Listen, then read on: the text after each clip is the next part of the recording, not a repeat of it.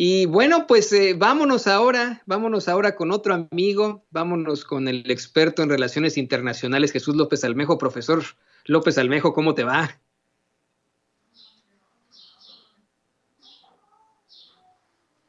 Profesor, ¿andas por ahí? Hola, mi querido Antonio, no sé si me escucho, te escucho muy alejado, pero ustedes a mí, ¿cómo me escuchan? Ya muchísimo mejor, al parecer hubo un problema ahí con la comunicación, pero más que bienvenido, querido Jesús, profesor, nuestro profe de RI, ¿cómo te ha ido? Pues muy contento, mi querido Antonio, de poder compartir con ustedes algunas reflexiones de eventos estructurales que han ocurrido justamente en esta semana. Particularmente me quiero referir a uno local, fronterizo, binacional, el caso de la soberanía energética y su necesidad de una contrarreforma para garantizar que, a pesar de que en el exterior pasen cosas, externalidades, como se les llama en la economía política internacional, México salga avante en un asunto como el tema de los apagones y del gas.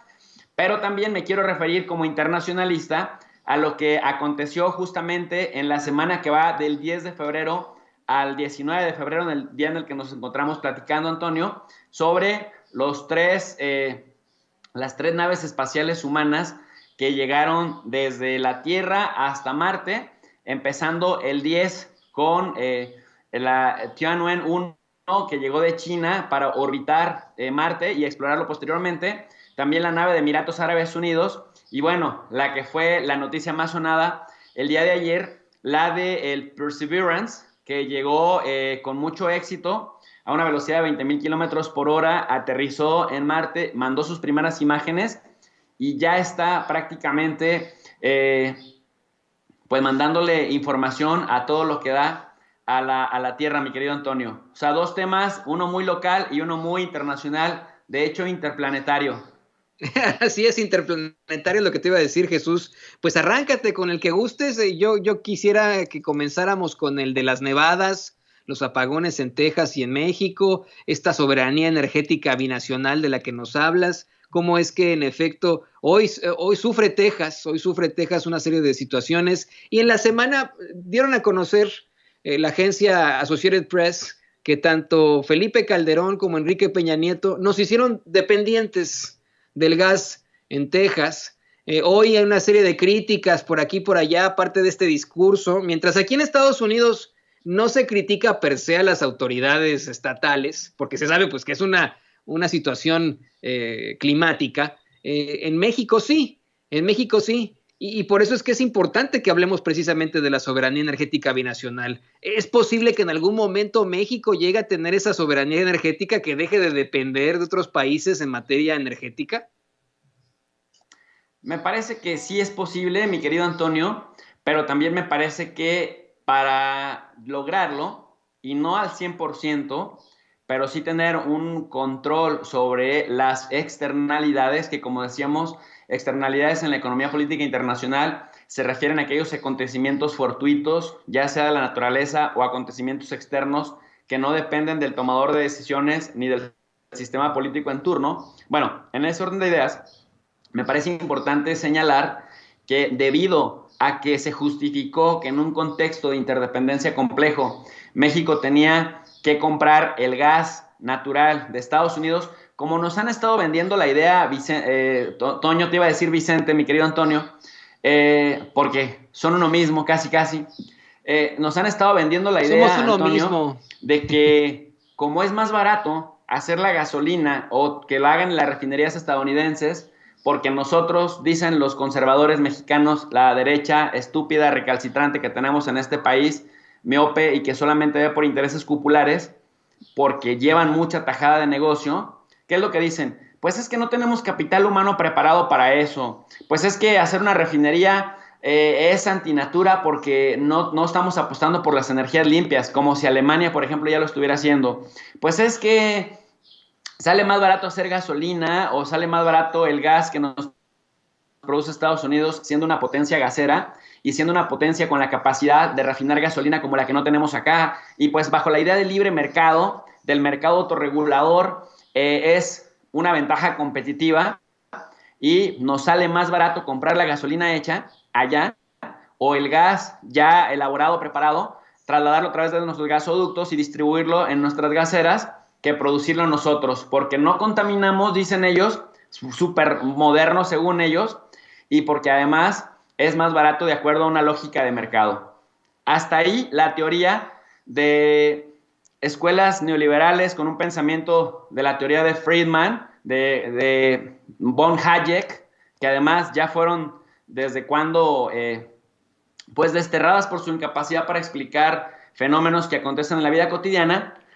Pues lo que sucedió en Texas a partir de que se decretara emergencia nacional el 12 de febrero, Antonio, con nevadas históricas, con gasoductos congelados y además con el criterio político del gobernador Abbott, que dice nada sale de Texas si no es hasta el 21 de febrero, hasta que nosotros restauremos nuestra propia situación acá, porque recordarle a esos que dijeron que en México ya era Venezuela porque hubo apagones estratégicos de unos minutos en algunos casos y de unas horas en algunos otros estados, hablando de interdependencia compleja, pues se les pasó a decir que quien primero empezó con los apagones para racionar energía, incluso con los cortes de agua, Antonio, pues fue Texas. Pero eso se les olvidó, parece que Texas no es Venezuela, pero México sí es Venezuela, porque a raíz de que Texas nos deja de proveer el gas, que decíamos, por una externalidad o evento fortuito de la naturaleza, de pronto les fue imposible reaccionar, los agarraron desprevenidos, pero a su vez, fíjate Antonio, ni siquiera por falta de voluntad, sino por esta externalidad, nuevamente nos vuelve a quedar claro que el presidente López Obrador tiene razón, el señor, astuto en temas de jugadas políticas y de visión ajedrecista, en la necesidad y la importancia de que a pesar de las necesidades del mercado internacional, México tiene que tener soberanía energética. ¿Qué es la soberanía? La capacidad de un pueblo de autodeterminarse, la capacidad de un pueblo de tomar las mejores decisiones en función de sus propias necesidades, en función también de su propia cultura y en función de su propio marco legal. Pero ¿qué sucede, Antonio, cuando estás dependiendo de un producto tan importante como el gas para producir energía eléctrica, por ejemplo, que ya nos pegó directo y de una? Para eso es que hablan de las energías renovables, como si ya fuera una realidad, como si fuera barato producirlas y conseguirlas, y como si además fueran consistentes, pues ya quedó claro que todavía los energéticos, los hidrocarburos tradicionales, son los que mantienen a un país en movimiento o los que lo apagan. En este contexto, pues, el presidente ha dicho, necesitamos soberanía energética, la reforma del 2014 que aprobaron los panistas y los priistas, pero además con muy buenos incentivos económicos de acuerdo a la versión de Lozoya, ante la Fiscalía General de la República, es justamente que unos cuantos ganaron mucho dinero, esos legisladores que aprobaron las reformas, pero además prácticamente hacen dependiente a México de que bajo esta lógica de mercado, de que el que tiene más ventaja comparativa en términos de producción te puede vender la gasolina más barata, sin tomar en cuenta esta externalidad como la que acaba de pasar, que no pueden, o como ya sucedió ayer o antier, el 17 de febrero, con el gobernador Abbott, que dice, pues no sale nada de acá, es decir, no quieren y no nos importan los contratos internacionales que tengamos con empresas extranjeras, no sale nada hasta el 21 de febrero, ahora sí que aféctese quien se afecte. Esto te da la razón cuando tu presidente, al que le dicen nacionalista, al que le dicen castrochavista, al que le dicen autoritario, dice, ¿saben qué, señores? No tenemos por qué estar dependiendo del exterior porque ya vemos lo que sucede cuando dependemos del exterior. Entonces hablamos incluso de un asunto de seguridad nacional. Y a quien no le ha quedado claro qué es la seguridad nacional, después de los apagones controlados en unos lugares de 15 a 30 minutos y en otros estados de la República de 6 a 10 de la noche o de 6 a 11 de la noche, ya estamos entendiendo qué es la seguridad nacional. Es decir, cuando una cosa tan importante, cuando un sector tan importante como el energético queda en manos particulares, queda en manos privadas, si estas manos privadas vienen de un país que es 240 veces más grande, más fuerte económicamente hablando que tú, y además tiene un ejército mucho más sofisticado que el tuyo, pues así vayas a órganos internacionales a quejarte de que están incumpliendo el contrato, así vayas a cortes internacionales a que les quieran hacer cumplir el contrato, pues simple y sencillamente ellos, como dice la teoría realista de las relaciones internacionales, ven por sus intereses y los intereses de los tomadores de decisiones son egoístas. En ese orden de ideas, entonces, buscan maximizar sus utilidades,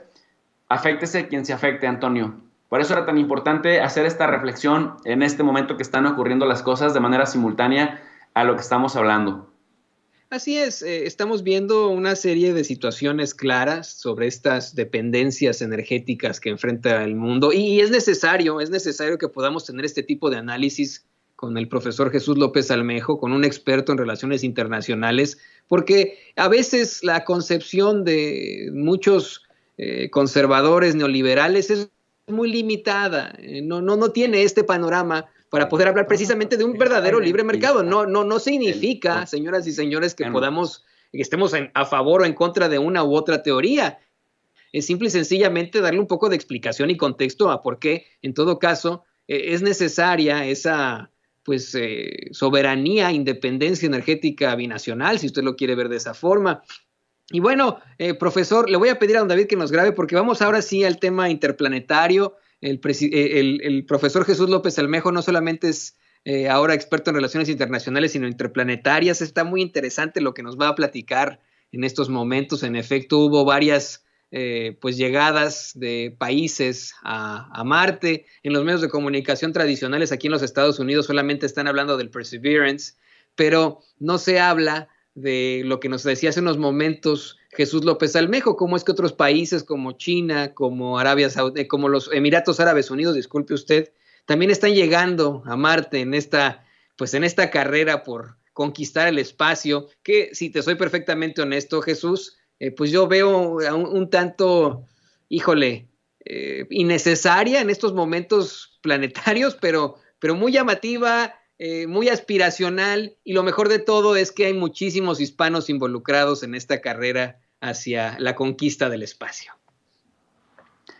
Así es, mi querido Antonio. De hecho, pues una de los directores de vuelo más importantes es mujer, es latina, es colombiana, es de una ciudad relativamente modesta de Colombia que se llama Cali. Ella es Diana Trujillo, que llegó a Estados Unidos teniendo 17 años, limpiando casas con $300 en el bolsillo para poder pagarse la universidad, y poco a poco la pasión, el intelecto, la curiosidad por aprender cosas más allá de lo común, de lo cotidiano, Antonio, el buscar qué hay más allá de las estrellas, pues de pronto la fueron ascendiendo en la NASA hasta que ahora es una de las autoras intelectuales de este brazo robótico, Antonio, que va a perforar la superficie marciana para decirnos si hubo vida, qué tipo de vida hubo y cómo en la actualidad podemos entender qué le sucedió a Marte 3.500 millones de años después para haberse quedado sin atmósfera o con una atmósfera que es 100 veces más pequeña que la atmósfera de la Tierra, y bueno, pues un planeta que tiene únicamente una tercera parte de la gravedad de nuestro planeta. Ahora, ¿por qué es tan importante Marte, Antonio? Porque aunque curiosamente hay gente que sigue pensando que la Tierra es plana, que sigue pensando que nunca fuimos a la Luna, que sigue pensando, pues obviamente basado en la ignorancia, que siguen pensando que esto de los viajes a Marte es puro cuento, pero utilizan el celular y están aquí ahorita viéndonos en internet, y que nada de celulares ni nada de navegación satelital, o sea, de internet se entendería sin la navegación satelital, que es paradójico, o sea, no creen, pero ya están disfrutando de sus beneficios. El tema de Marte es también un tema, pues, vital para la especie humana. Probablemente ni tu hija, ni tus nietos, ni tus tataranietos o bisnietos vayan a pisar Marte, pero cuando pensamos en términos estructurales y en términos existenciales, cuando nos pensamos como especie, el estudio del espacio, Antonio, ha servido para identificar cuántas estrellas hay en el universo, cómo se origina el universo, qué pasa con las estrellas en su origen, en su vida media y en su vida final. Entonces, cuando tenemos telescopios como el Hubble, que ha ido fotografiando millones y millones y millones y millones de estrellas, también buscando planetas habitables que se encuentran en zonas habitables de su estrella, es decir, en una distancia lo suficientemente lejos para no quemarse, pero lo suficientemente cerca para no congelarse. Entonces se preguntan qué tipo de vida y cuánta diversidad de vida habrá, no solamente en la Vía Láctea, que es digamos, la galaxia en la que nos encontramos. Y querido Antonio, además otra reflexión importante en términos incluso filosóficos es, primero, pues que no estamos solos en el universo por probabilidad y estadística. Pero segundo es que el universo es tan grande, tan gigantesco, que hay, a pesar de que se han contado más o menos entre 500 y 600 mil millones de estrellas como nuestro Sol únicamente en nuestra galaxia, y que además hay más galaxias en el universo que estrellas en la Vía Láctea, se calcula unas 800 mil millones de galaxias. Entonces imagínate, Antonio, la diversidad de vida que hay allá afuera y además de vida incluso inteligente que puede haber, en el sentido de que aunque fuéramos la única vida en esta galaxia que es la Vía Láctea, pensando que hubiera una sola vida o un solo tipo de vida o un solo planeta con vida como el nuestro en las galaxias del universo, estaríamos hablando de miles y miles y miles y miles de millones de galaxias con vida. En este sentido, si solamente nos concentramos en nuestro patrio trasero, en nuestro patrio interior, que sería nuestro sistema solar, pues la vida material que tenemos, la capacidad tecnológica que tenemos, y ahí es donde nos preguntamos qué tan inteligentes somos, porque siempre nos jactamos de ser una civilización inteligente, pues resulta que todavía en términos humanos ni siquiera nos es posible ir a Marte. Marte tiene una distancia, tú sabes que Marte se encuentra en lo que se conoce como la Outer Zone, que es la zona exterior que todavía puede ser habitable de una estrella. Venus se encuentra en la zona, en la Inner Zone, en la zona interior, y la Tierra está justamente en el punto medio, en una distancia en donde no te quemas, pero no te congelas porque estás en la distancia ideal de tu estrella, en este caso nuestra estrella. Entonces se ha venido calculando, Antonio, que las estrellas en su fase final, las estrellas como nuestro Sol, tienden a gastarse todo el combustible, el helio, y se inflan. Entonces al inflarse, pues obviamente la temperatura entre más cercana está a los planetas, pues va a ser más alta. En algún momento, pensándolo incluso si quieres en millones de años, la Tierra va a ser abrazada por el Sol cuando el Sol esté muriéndose, y entonces la especie humana necesita ir buscando otros planetas a los cuales como especie pueda colonizar, pueda terraformar, es decir, crear condiciones similares a las de la Tierra. Y Marte, como es el vecino rocoso más cercano, a diferencia, por ejemplo, de Venus, que es la tierra malvada o la gemela malvada de nuestra Tierra, que además gira al revés y que tiene 400 grados centígrados en la superficie, o sea, te achicharrarías nada más de ir a Venus, pero Marte está congelado, pero a Marte es más fácil calentar Marte que enfriar Venus. Entonces, se han hecho viajes, se han hecho alrededor de unos 45, 46 viajes, Antonio, entre orbiters y rovers, que son orbitadores que reproducen la misma práctica de órbita satelital en la Tierra, que es la que nos ha permitido tener internet y es la que nos ha permitido tener pues telecomunicaciones con la agilidad que nos permiten tener comunicación en tiempo real. Mira, tú estás en Chicago, yo estoy en Guadalajara y estamos comunicándonos y nos estamos viendo, y además gente en todo el mundo, en Eslovenia, en Brasil, en Corea, en San Sebastián del Oeste, en muchos lugares nos están pudiendo ver en tiempo real. Esto es producto justamente de la exploración espacial y de la orbitación satelital a unos 400 y 500 kilómetros de nuestra superficie de la Tierra. Hay cientos de satélites, Antonio, mandando comunicaciones, de tal suerte que esta comunicación que tú y yo estamos teniendo primero va al espacio y luego regresa en nanosegundos, y por eso estamos en tiempo real pudiéndonos comunicar, o casi en tiempo real. En este orden de ideas, sí es muy importante filosofar sobre esto, Antonio, porque entonces se está pensando estructuralmente en el mediano y en el largo plazo, ¿qué va a pasar cuando nuestro planeta ya no sea un lugar habitable para que nuestra especie, que es súper débil además en términos físicos y además de un tiempo de vida muy corto en este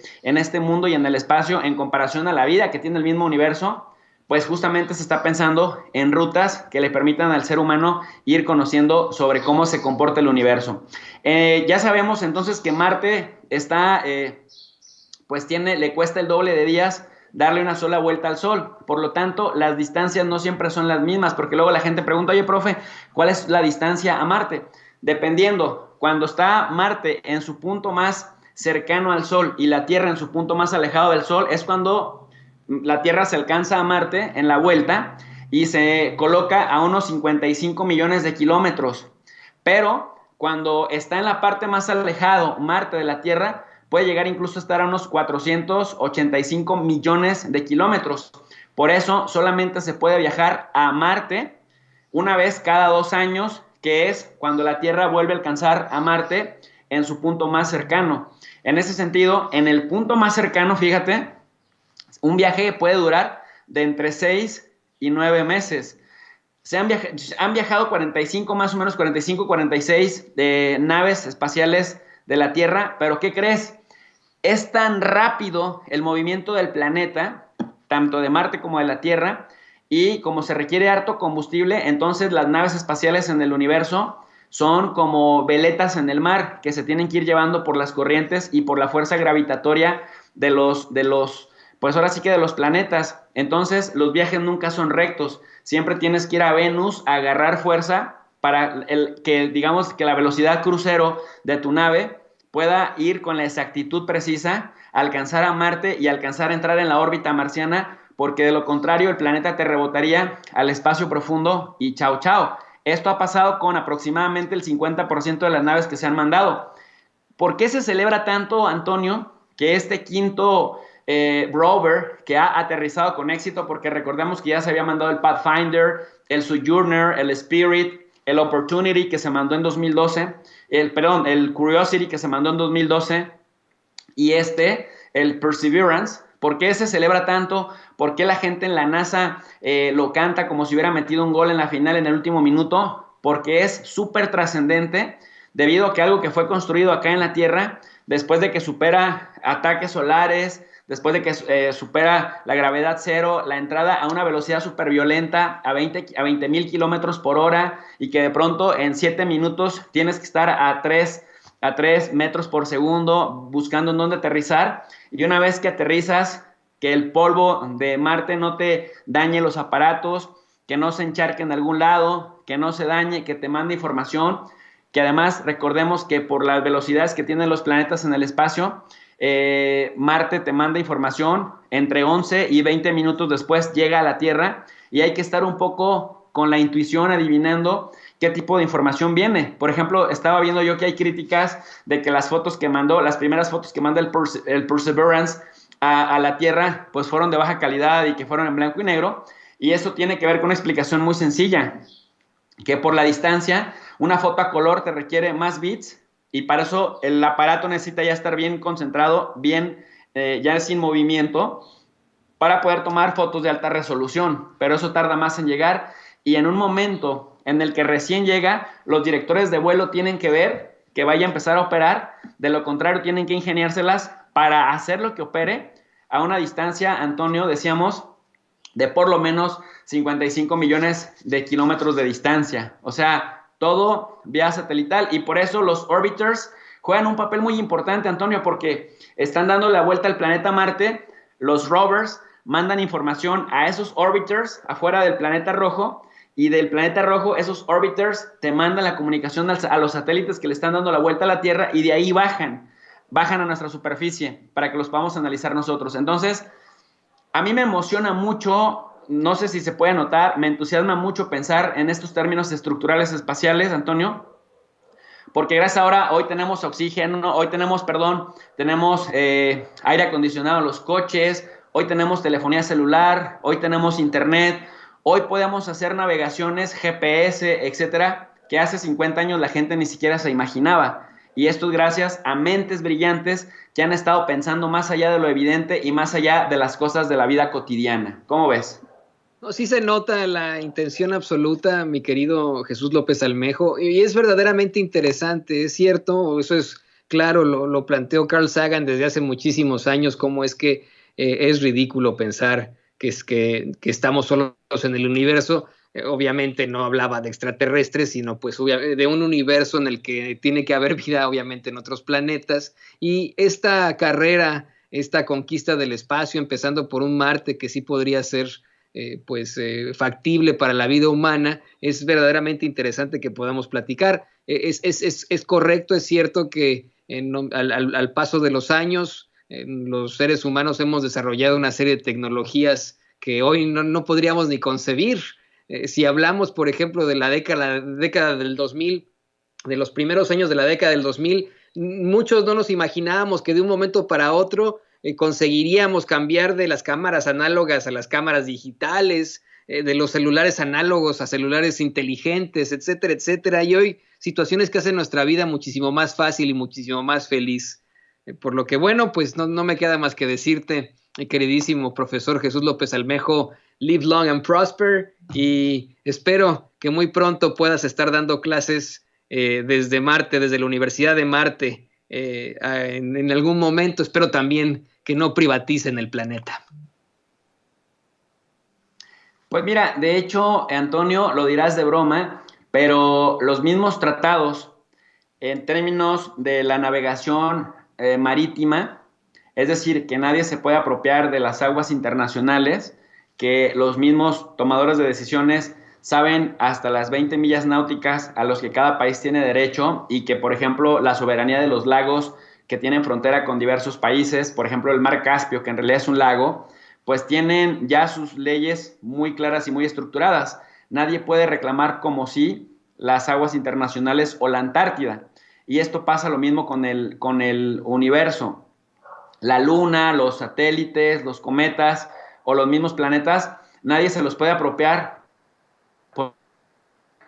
Bueno, fíjate, sin haberlos conquistado, patrimonio de toda la humanidad. Y no, te decía fuera de broma que probablemente ni tus hijos, ni tus nietos o los míos alcancen a ver o alcancen a viajar, o en su generación se alcance a ver el viaje a Marte, o probablemente sí, pero no les alcanza a tocar a ellos.